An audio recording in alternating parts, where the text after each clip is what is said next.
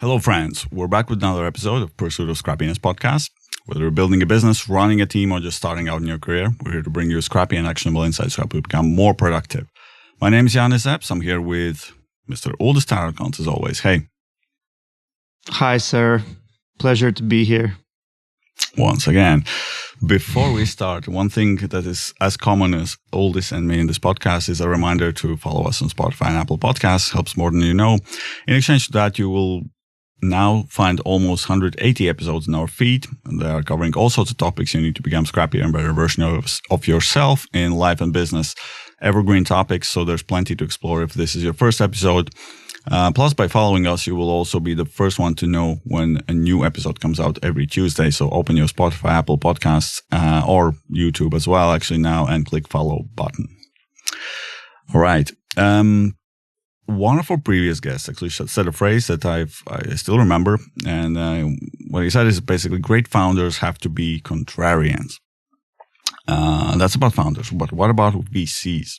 And also, can an investor or entrepreneur even solve the world's largest challenges without a bit of contrarian way of thinking? This is a good and philosophical maybe question. It's a bit of philosophical intro to a very non-philosophical episode where we'll deal with very tangible subjects. We'll deal with venture investing, we'll deal with climate change, and also a bit of AI, which has happened to be a repeating topic a bit. We've talked a lot in our previous episodes with several guests about climate change and climate tech, especially, of course, because that's the domain that we specialize in. And two learnings that I kind of have distilled for it is number one, climate tech is probably one of the biggest problems that humanity is facing. So if there's a big problem, there's also big opportunity. And number two, the solution to this problem has to be a business solution or a viable business solution. So there are so many funds, there are so many companies on the path to find it, to figure out like what solutions. There's not going to be, of course, one solution, but what products, what new technologies work for this. And very interesting topic, big potential, huge market. And to help us unpack this, we are very happy to have with us today Rokas Peciulaitis from Contrarian Ventures. Hey. Hey, excited to be here, Uldis and Yanis. Awesome. Contrarian Ventures are backing seed-stage climate tech founders in Europe and Israel. They are very active in the climate tech field. They're not just a VC fund, a passive fund. I don't know if there's even a term for that, but to me, they look very active. They are going out. They're organizing annual Energy Tech Summit. They've launched a climate brick community together with such other venture companies as EQT and other investors.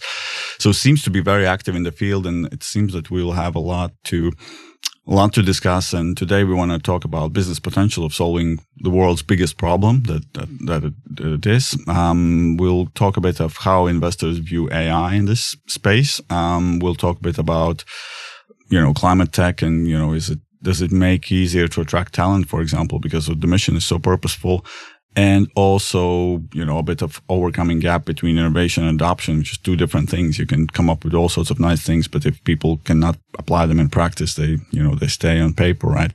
So yeah, let's dive in. Actually, the first question I wanted to ask, and a bit of for a warm up maybe.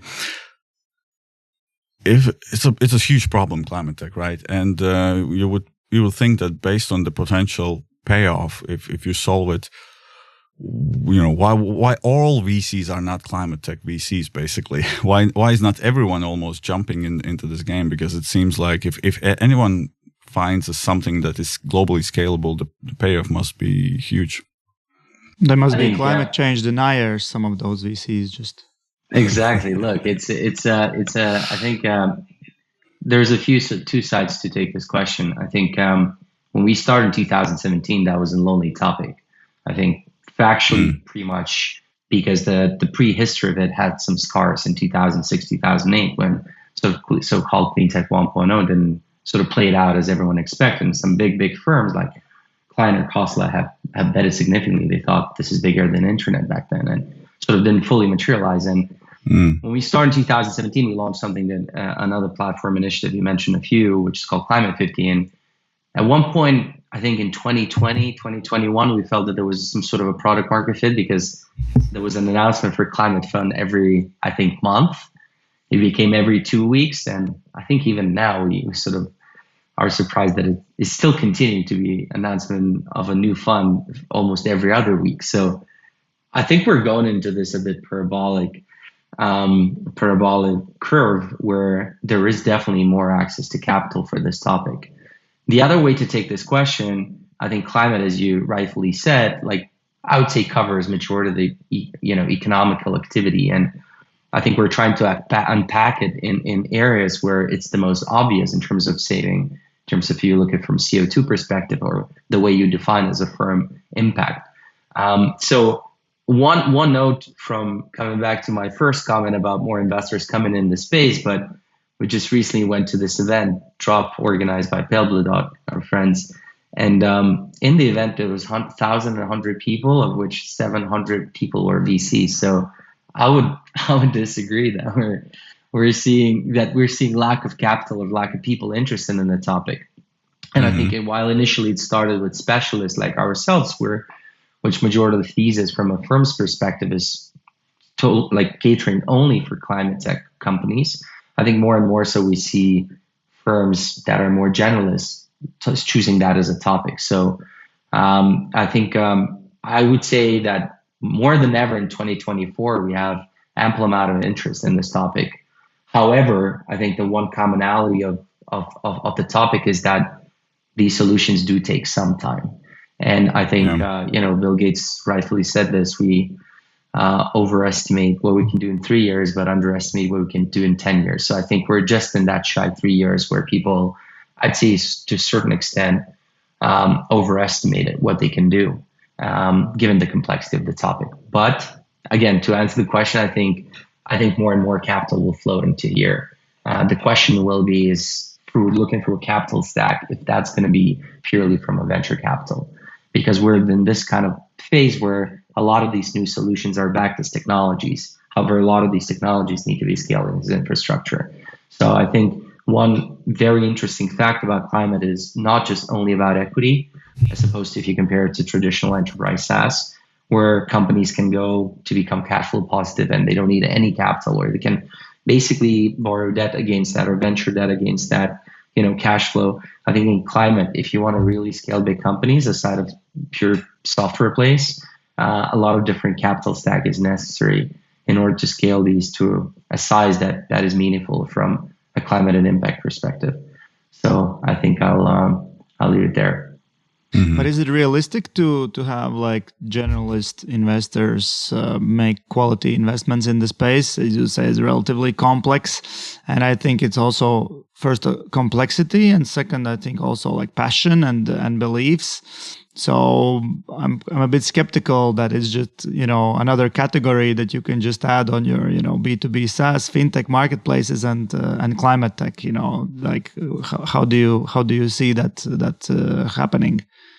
Look, I'd probably be shooting my foot saying that anyone can do it, but in rightfully say my answer would still be that anyone can look at the space, right? Like I think the one commonality of every good VC is that they're very quick learners, right? It's not something that we're talking. I mean, in some cases, in deep tech companies, surely there's definitely needed to be some more, I'd say, technical knowledge to unpack or compare different technical solutions. But I think climate is not completely unified only about hardware companies. I think there's a lot of software-enabled solutions, what we call companion software or pure play software that is needed in the market. And I think that's where you most commonly find a lot of the generalist VCs looking at. But I think where there's opportunity and money to be made, I think attracts more capital.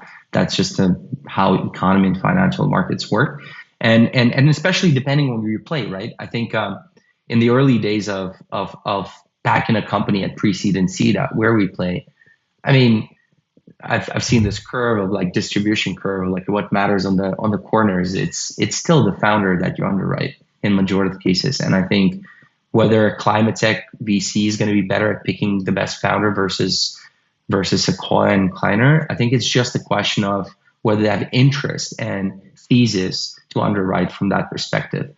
But I think majority of the new, like the firms, the generalist firms that we're close to have done so. So I think There are definitely, in my view, like from an investor standpoint, I think this is a great development because while we do spend most of our time looking at these technologies, therefore one could make that we have a better insight because we've looked at these companies day and night.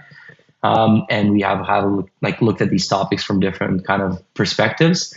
When you go into syndicate, I still believe that the most powerful syndicates do become specialists coming with the generalists purely because they have something different to offer for the entrepreneur. And these tend to be the kind of most, I'd say, successful syndicates, in my opinion, from our opinion, that we've backed over like 30 companies in our portfolio.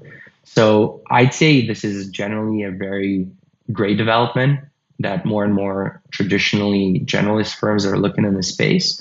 But I think we also need to reflect where we are in the kind of cycle. I mean, climate has been a very hot topic for the past couple of years, 3 years. Has not been the case if we look back 7 years ago. So I think venture tends to, go in hurdles into these sort of topics. And I think traditionally looking in climate tech in 2017, 19 has not been let's call it a sexy place to be at. But with like more capital running in, and I think seeing some momentum, I think there's still some opportunism. And let's see if that doesn't get washed out and these people don't become mere travelers, but they do stick to this topic.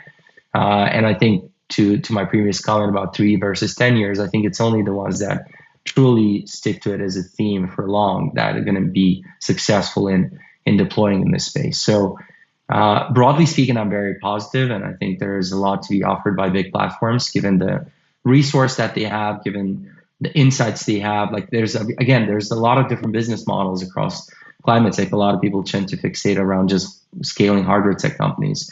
I mean, we can unpack a bit about Climate Brick, where we have 7 different business models. That's how we looked at different companies and classification of them.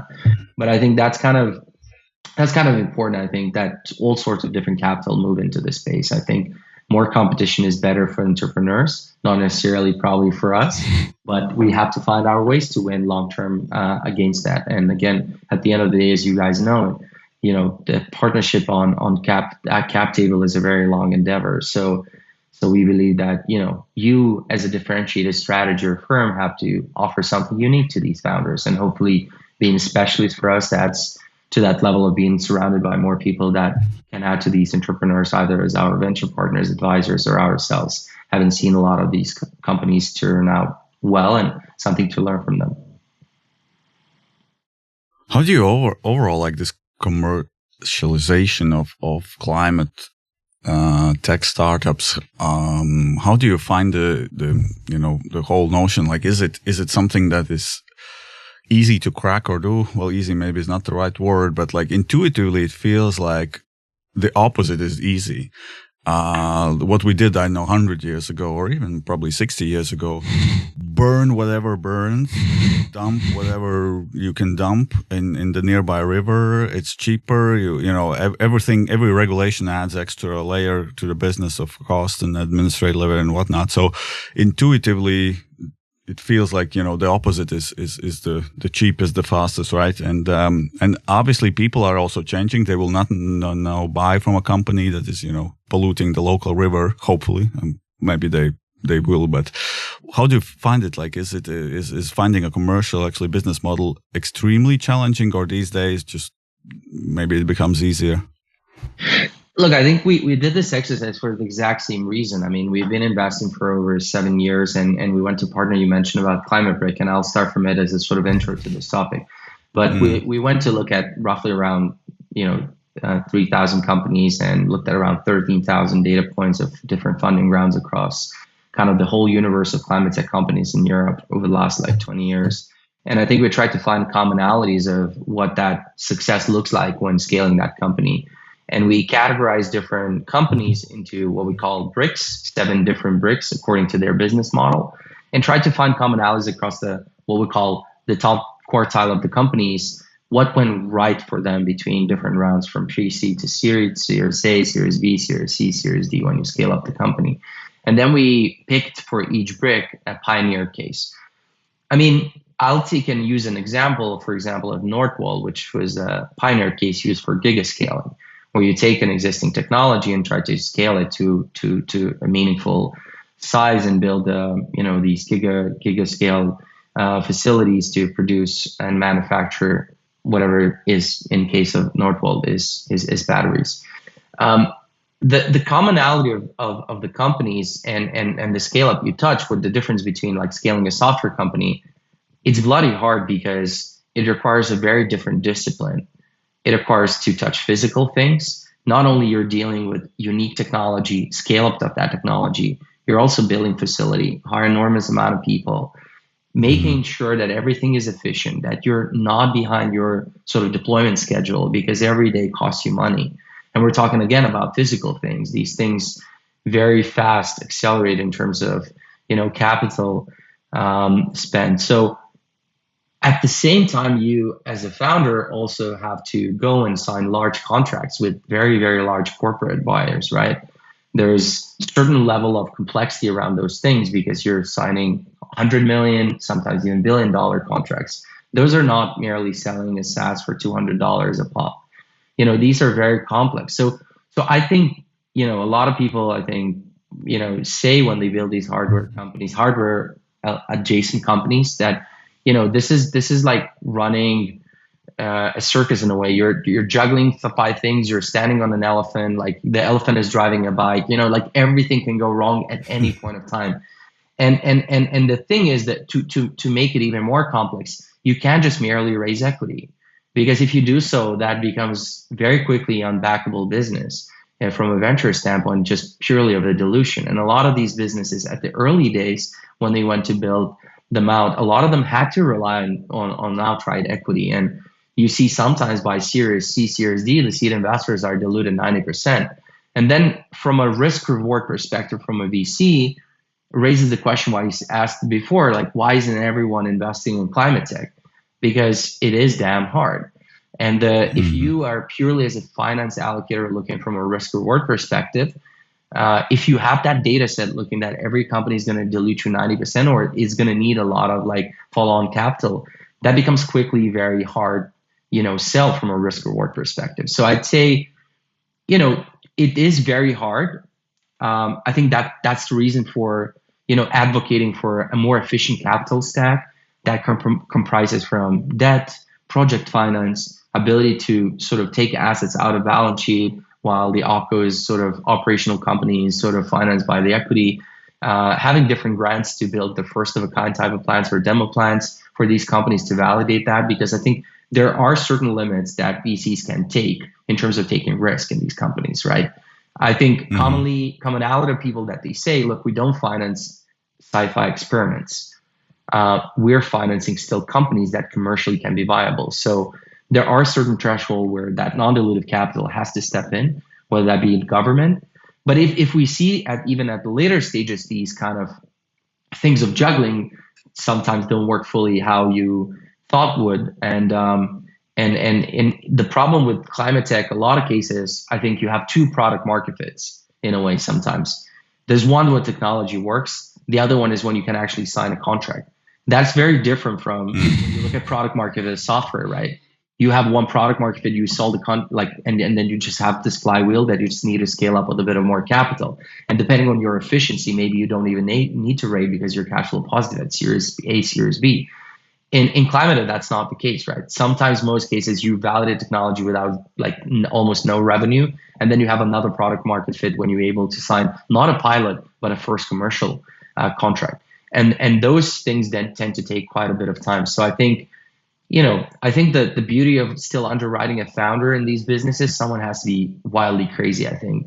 NVIDIA CEO had said many times, if you didn't this company again, he probably wouldn't do so, because the only crazy person would inflict so much pain. I think a lot of these founders are able to tolerate that pain because just the complexity of things that you're dealing with is really uncommon, I think.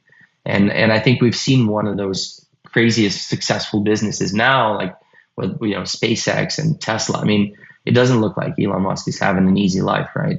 I mean, obviously he inflicted that himself and doing it in multiple directions in many companies, but it's just very hard. And a lot of these founders, you have a conversation with them, is the commonality of the thing that they will say what they learn is that they almost went back for 5, 7, 10 times. Likes of, I don't know if you know, like Croatian Mate Rimac, like I think these guys went bust almost 10 times before now, running, Bugatti and being one of the most successful European car manufacturers, part suppliers for global global OEMs worldwide. So sort of like it's these people are just driven by insane curiosity and passion, and I think are able to tolerate a lot of perseverance and pain while doing so. But again, have to be driven again very much so by this mission, right, to change something.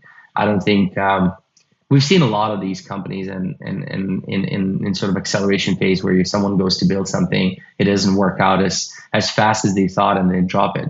I don't think that happens in climate tech often. These people just really try to push through that wall, and there's wall after wall as they scale those companies. Encouraging start. But let's address this space. Like, let's talk about these hard things, and maybe you can elaborate more on this.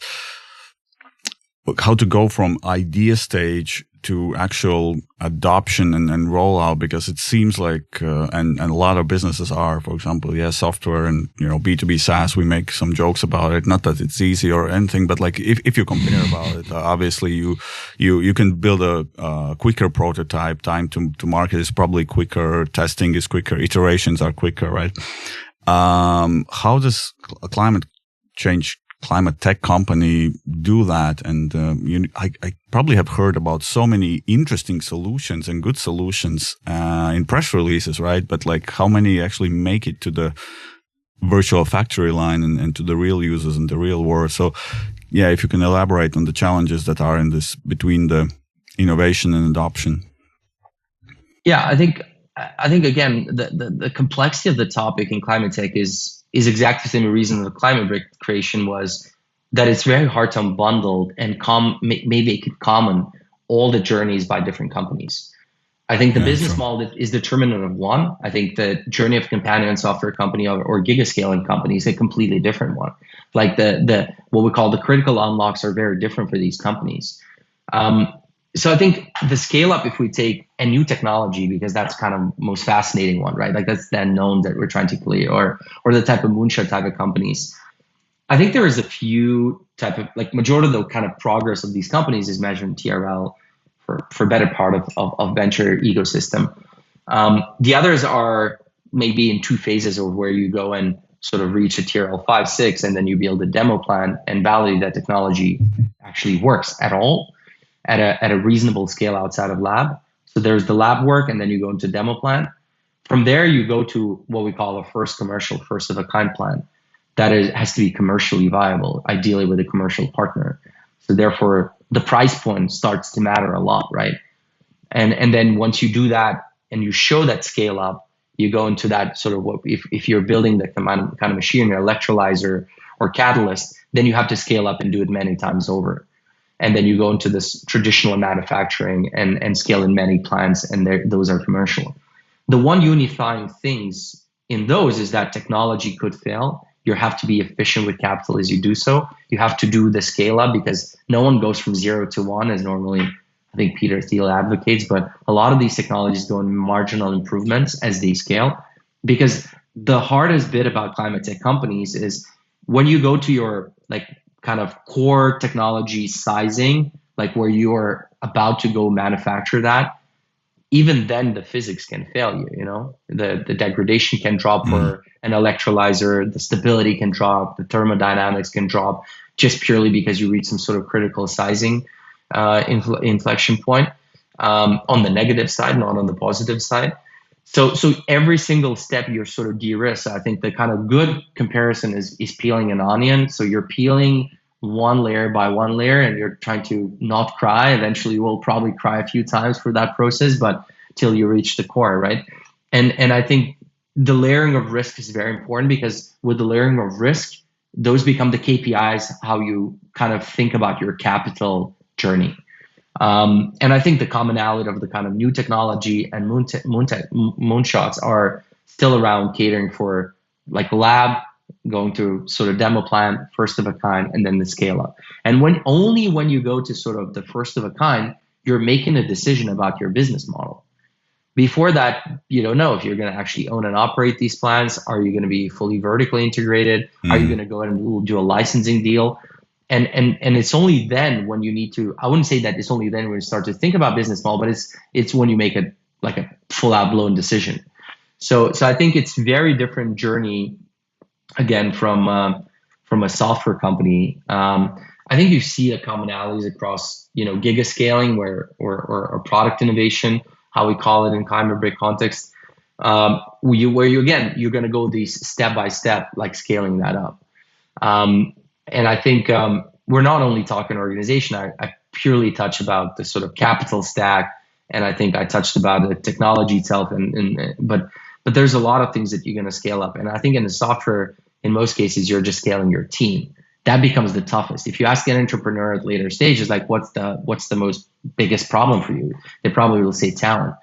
I wouldn't say that talent is not a problem for scaling larger companies as well, because with that you need to do discipline. You need to completely standardize how you produce things. There's different people that you need to attract at different scale of the company.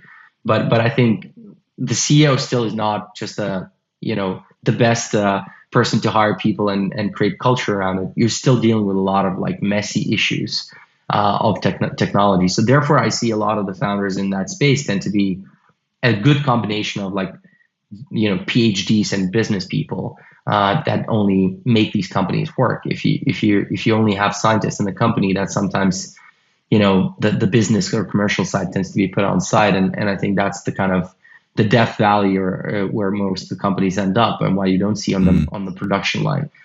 So I think it's I don't know if I fully answered your question, but I think the complexity around the scale up is very different. But I think the most important is this sort of different layering of what you're de-risking for that journey, and tiring that out to a very clear OKR KPI logic, milestone logic, where you can de-risk and show progress for investors, because it certainly is that you're not going to show revenues to investors till almost sometimes Series A, Series B. And I think one maybe non-common denominator, which I think a lot of the climate tech founders do sometimes fail, is I think software founders happen to become very good, I think, storytellers. And I think something to need to be learned for climate founders, especially given that the topics that they're unbundling or solving are very, very complex. So I think climate tech founders still need to be better at telling stories, because I think we're as investors still underwrite between different stages progress of the company, and I think progress in our current society is still best measured by revenue. So I think there is willingness to take more risk now, but I think still why. To your first question, you asked why not everyone in VC is still doing climate tech, because it's still very hard to underwrite these companies. And I think we will still see if the commonality of treating companies between stages and calling them as we did in software pre-seed, seed, Series A, Series B is relevant. To be honest, I think I more and more so challenge that, especially for hardware businesses, because I think the milestones should be attached to funding more to can you prove the demo? Can you prove the first of a kind? And can you then scale the company? And it's more likely to do so according to that. And I think I'm going to be sounding a little bit of a skeptic, but I think some of the valuations in the early stages of these companies have really detached from reality, because we try to make that journey look like a software company, and unfortunately that isn't the case. Yeah, I mean, you touched a lot about the talent, and maybe one more question on that. People are fighting very often for the same talent pool. I mean, of course, there are specialized roles in hardware companies. I think we established that, but then, product, marketing, management, operations, you would be fighting with other startups for it, right? How do you observe it? Is I want to say easier, but is it different to, when you're attracting people that you can say that, look, this is purposeful? Like this old quote that Steve Jobs had when I think he brought in the CEO from Pepsi and said, like, do you want to sell sugar water all your life, or you want to change the world? And I think that guy fired him afterwards. But like, are companies giving those pitches to someone who says, like, I could work for startup X and make a bit more maybe, but like, now come save the world with us? Is it a factor or not that much? Look, I think it's probably entrepreneurs that we need to ask. I think I can take that question from a founder standpoint. I mean, one of the strongest founders that we've seen are people that have built successful businesses. Obviously, a commonality, right? Like, but a lot of those that have built businesses in more traditional marketing space, or I don't know, like on traditional just SaaS, I think a lot of them have, especially the successful ones, they eventually sort of turn to saying, like, look, I'm not going to build another thing in that space that I've built before. It would be the easy thing to do. I mean, I'm pretty active in Israel. I know a lot of entrepreneurs in Israel, and a lot of them would be like, look, the logical thing to do for me is to go and like to another cyber company and raise from Bessemer and many other great VCs in the space, because I've done it many times over. And there's companies like Wiz who are, started by founders who've done it again and again and again in the same space. And that happens to work well for them. But I think there is another universe of founders where they're saying, look, I want to actually do something meaningful. Like, I'm not defining my life works through the dollars in my bank account. Not that they don't see an opportunity to make still a lot of money in building a company there, but equally has to tie up with impact that happens alongside that equity value creation. So I'd say those people, when they go to build businesses, they're truly driven by that passion. I don't think they're coming out opportunistically. With obviously the beauty of like emergence of a lot of VCs that come to the like capital that came into the space, a lot of like, I'd say, attention to the problem from a media standpoint as well. They came a lot of different people to question what they've been building. Maybe I rather not optimize the Google AdWords spend, or maybe I rather not optimize how emails go out of spam, or how I optimize, some another productivity tool. I think people want to do meaningful impact, and they want to actually go to build physical things. The whole VC narrative back in the 70s by Kleiner started from semiconductors, which was mostly hardware investments, right? And we see that reemergence. So we had like an amazing run of 15 to 20 years in software since 2000s, right? And now we're maybe going into the cycle where people really want to build physical things. But I think a lot of them get reminded that it's way harder to do so. And maybe another twist to it is probably the kind of emergence of AI, where I think there is another avenue of challenge, saying that, there is still an electricity to power those hyperscalers. There is still the cooling to power that. There's still a water usage that you need to take into account, and that beyond the sort of code and software, there's a lot of things that we need to optimize and solve for that to be successful and scalable. So I think there's the smartest people tend to go that route, I'd say.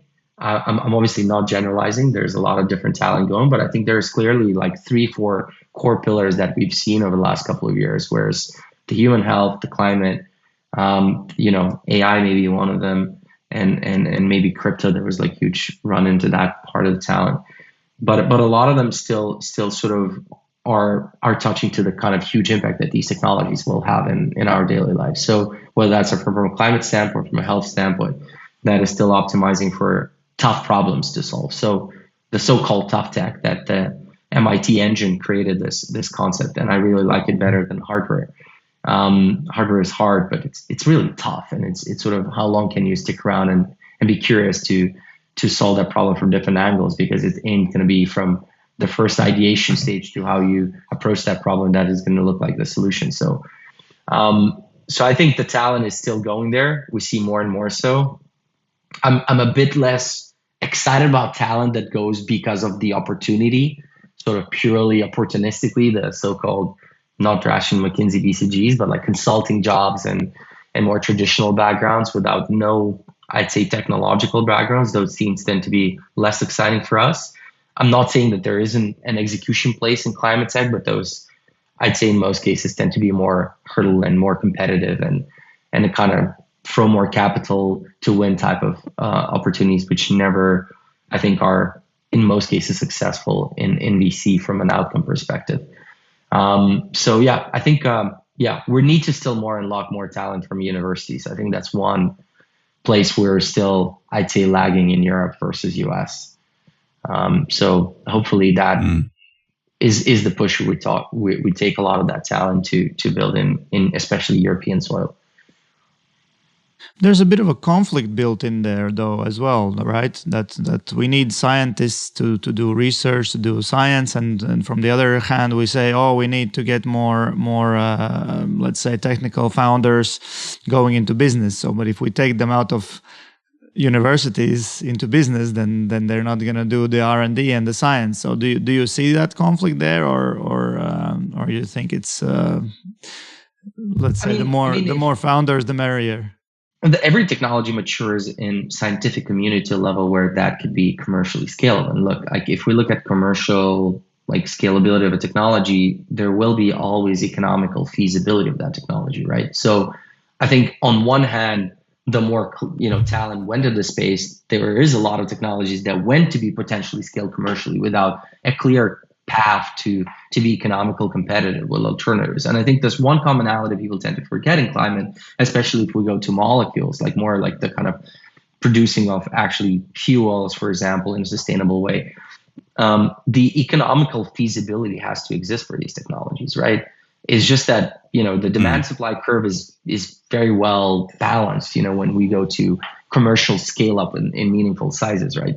There could be some early adopters to pay like more for specific technology. Like I'll pick one. So let's say, e-fuel. So sustainable aviation fuel. There could be the early adopters that fly private jets and the stars that want to kind of position themselves in a certain way, being sustainable while, hopping on private jets. They could pay the kind of 2-3x. And that again is a blend rate to the traditional jet fuel. So maybe you're only 20% SAF in your fuel composition. But eventually that technology needs to be almost at par with traditional jet fuel.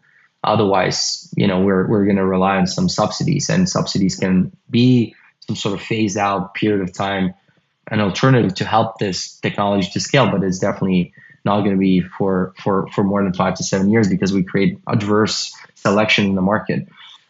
So I think, eventually the price point matters, and these technologies that we scale that are more sustainable have to equally be competitive.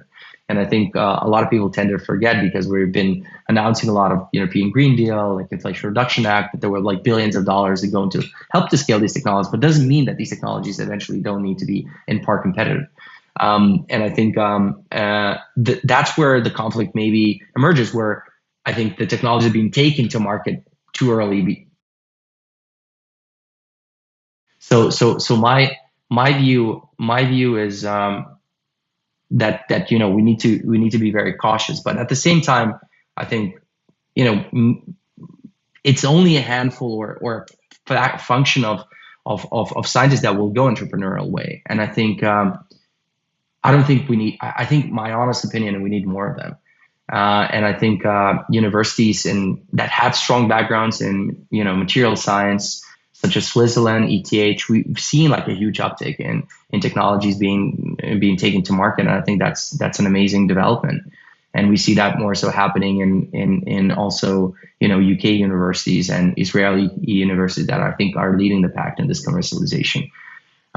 So I think there's no conflict. I think this should be encouraged, and these success stories drive more people to go the route of scientific research to eventually be able to scale that into business and to be very, rewarded not only from I think recognition standpoint, whether they win a Nobel laureates or get nominated for that, but also that they can create significant economical value and equity value from the research that been spending years and years on.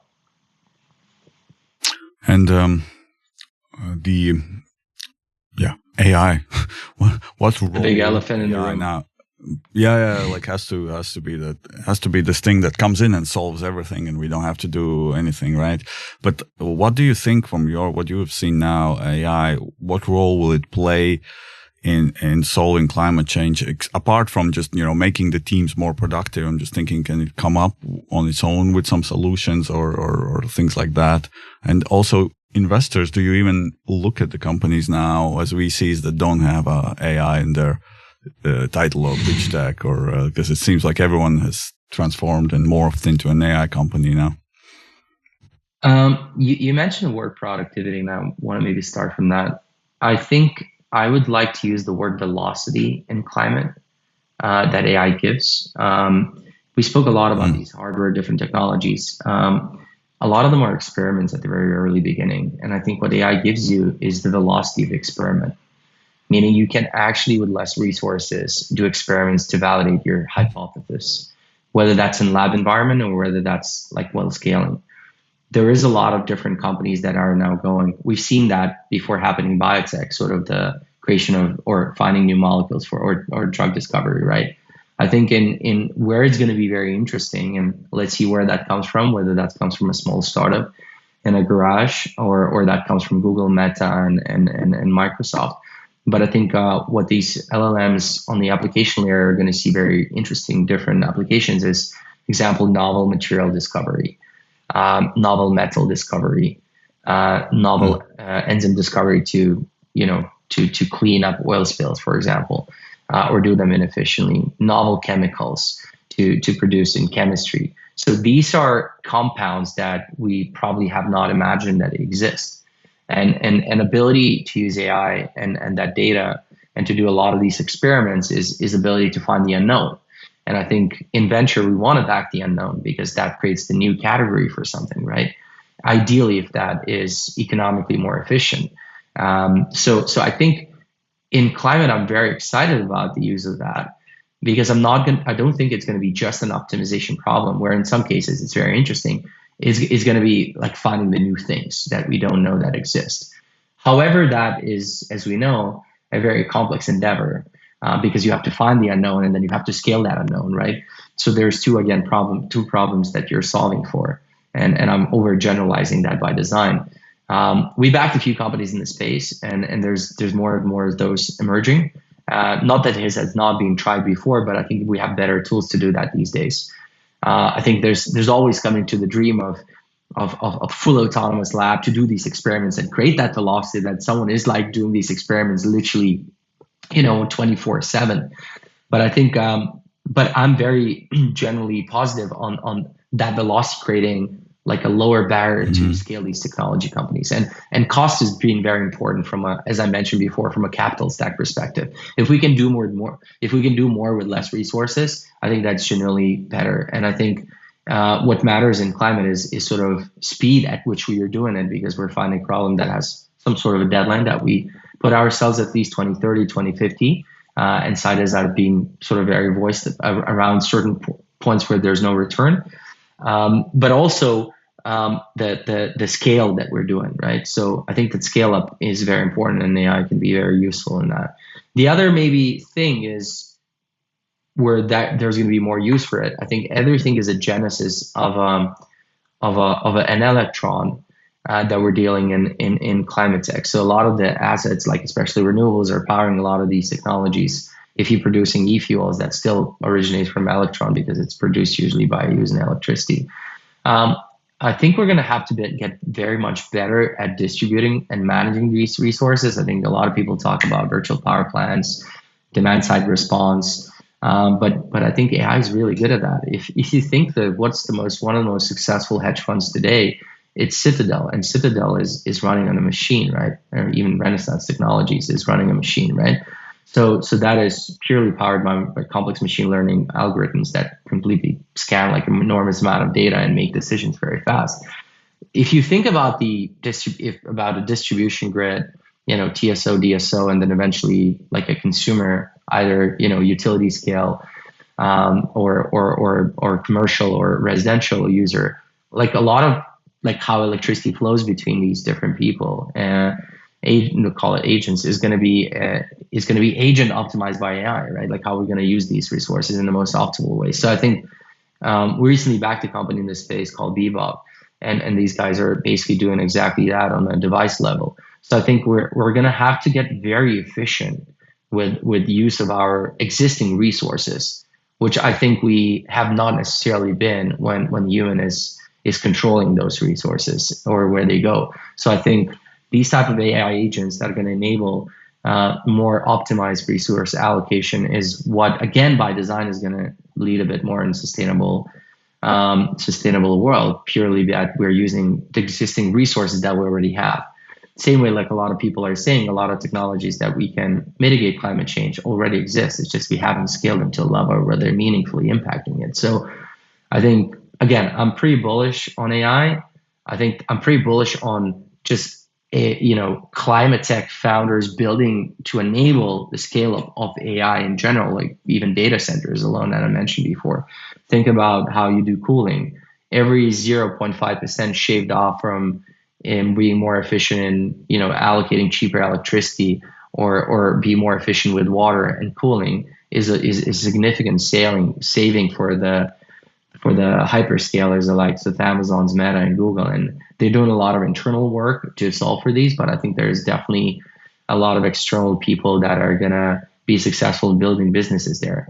I always joke, climate tech had, to this date, in my personal opinion, one big problem compared to, from a venture standpoint and from an outcome standpoint. We haven't seen a lot of exits yet, right? We have seen some SPAC boom area, which I think you could argue whether that went successfully, because a lot of these companies are struggling now because they weren't ready for public markets. But I think we only get to see probably second generation of climate tech companies only in the next like 3, 4, 5 years in the public markets. And what's interesting going to be about that is this has not performed well from an M&A standpoint, because a lot of the traditional buyers that would buy these climate tech companies, or energy and prop tech and food and ag tech, would have been traditional incumbents in that space. So oil and gas, utilities, big traders at Cargill and John Deere's of this world in agriculture. And they haven't been too aggressive in M&A. And if you look at enterprise software, majority of the biggest acquirers have been, the big five, right? The Googles, the Metas, right? They have infinite amount of cash flow and they want to go move faster, right? And that has been a big of a fallacy, because the R&D budgets that these guys have are incomparable to what the traditional legacy folks have. And what's interesting, if you look at hyperscalers or data centers, to say the R&D spend is ginormous. I mean, we're talking about hundreds of billions of dollars among them. So if you can create anything meaningful that would shave off or be in a cost saver for these gigascalers, I would assume that M&A is going to happen at a very steep price point to get ahead in this race. So there are certain areas where I think climate tech should exist, and the risk reward is very worthwhile. But I think you have to be very wise when you go to pick those areas, because not all of them necessarily could yield you successful investment as from a VC standpoint. Yeah, I think one question during this conversation that you definitely answered is why not everyone is doing it, because it's damn complex. It's damn complex, and great that you have this passion that you showed, and I think also the founders in the field must have the same, right? That they must be ready to get punched and knocked down a few times before it's even, before maybe the product even reaches first customers, right? Thanks, Rokas, for this insight into the world of tough tech and climate tech. And absolutely. We're hopefully more people get to build here, and you guys are pretty active yourselves in this space. I think. Can I ask a question? Why you guys are excited about this space? You speak to a lot of different people investing in different topics. AI came up as one, right? But how do you perceive from a sidelines? Because I always kind of say one thing that is very important for me. It's so easy to be a specialist and to be an echo chamber of listening to your own BS, right? You really need to sort of ask people around why someone else would go and build in this space, how they see the opportunity set, right? And we've been doing it for 7 years, while it feels like not a long time, I think. And in a topic, it's pretty long. And I think what for us becomes a bit of like a lazy thing, that we start to see the same rotation of same ideas that we've seen like 3, 4, 5 years ago, and we're kind of going into vicious cycle saying, is there no one else coming up with more interesting stuff, or maybe it's the right timing for this idea now. So sort of the loss of ideas is not accelerating from my perspective. It's actually deaccelerating. I think we still see more or less similar stuff, or maybe there's more people doing those. But how do you guys see the space from your sidelines, like looking at climate tech? Is it a mere fad, or you think this is truly something that is going to be generational? I think there was one major on-off switch in our minds, and it came quite early when we started doing this more than 3 years ago.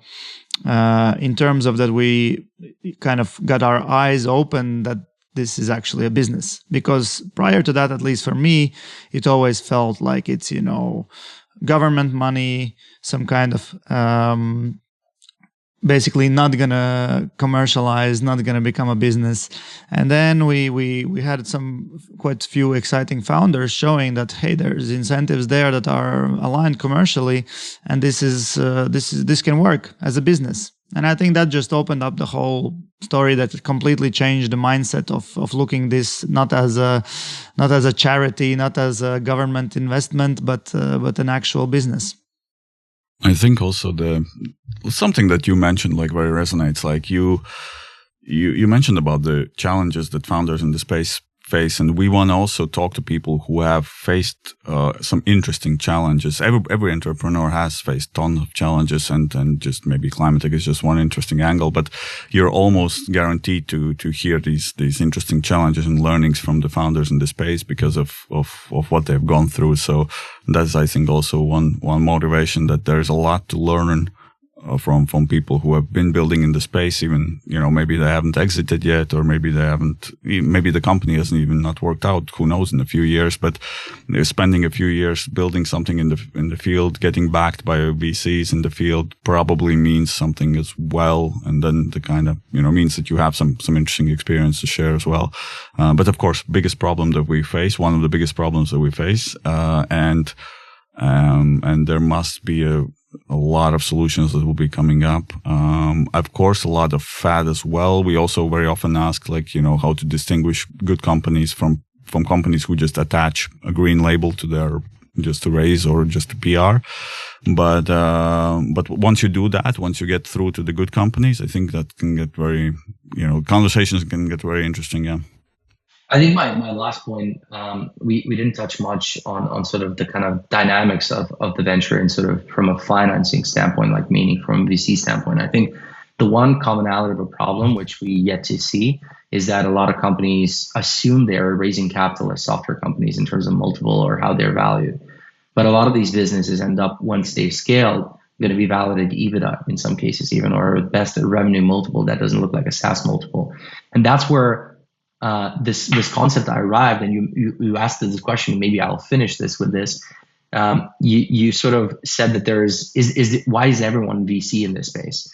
And my commonality of logic, how I see, if I look at public markets and I look at like an early stage venture, and my background, I used to be a trader before, and I used to trade actually inflation, which interest rates trade on curve. So basically what I'm seeing, the curve usually is like the interest rate is like this, and you have this flattening or steepening of the curve, right?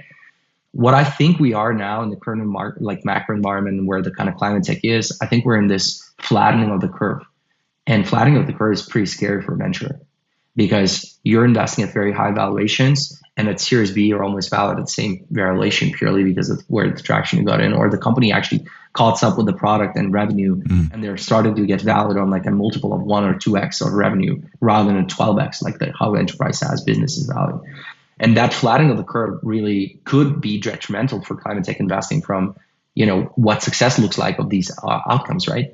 If you invested at 25 post seed round, 5 million, 20 post, or 20 pre-25 post, and that business has zero revenue, not almost like, no technology proven, and then you go and only start, generating revenue Series B, Series C, that business might be like 2-3x, but at the same time, maybe you have diluted that company by 50% through that same period of time, Therefore, you're almost flat net dollar. So that for me is very scary because the founders have had these expectations that they should be valid across all of them.